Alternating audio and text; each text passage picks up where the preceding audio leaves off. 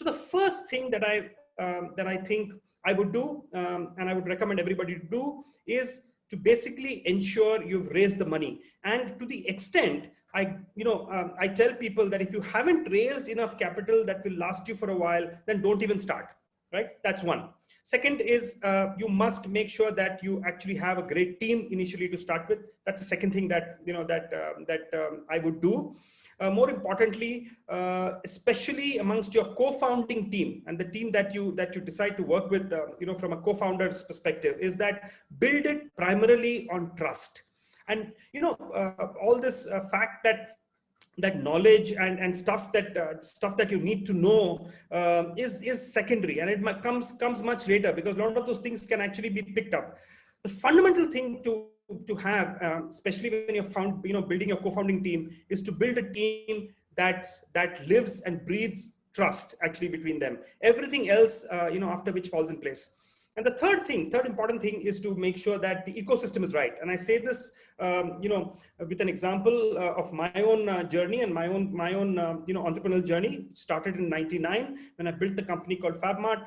While we were building it, there was so much of euphoria, so much of noise around the place, that funding was happening in 2 weeks, funding was happening in 10 days, and there was an absolute frenzy. And the frenzy was happening in an ecosystem which actually didn't exist, right? And none of us at that point in time, spent time to figure out that how important an ecosystem is. And when I say that, let me tell you what I mean. For example, when the internet economy was getting funded in '99, that's when we started, there wasn't even broadband available.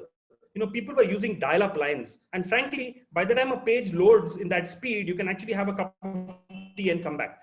That is one. Second is, there weren't payment gateways. So if you're trying to create a business around the internet, the first thing that you need is robust, good payment mechanisms. There weren't payment gateways. Banks weren't ready to have it. So what was happening is, right, we had a team that was sitting there and asking customers to give us their card details, and we were authorizing those card details with the authorizations, of course, that we had from the bank. And there weren't enough logistics systems that were available. There wasn't enough technology which was robust enough, that was available to actually build it.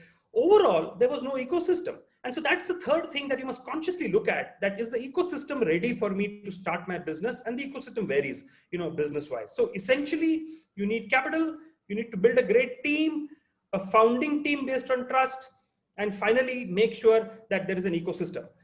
What would I then do? My initial things that I would do in the first couple of years is to basically build a robust backend, right? Avoid going to the market early and avoid starting marketing yourself early, because a business which is built on fundamentals, a business which is built on basic processes and technology that you will build, a business that is built on a strong backend is the business that will eventually survive.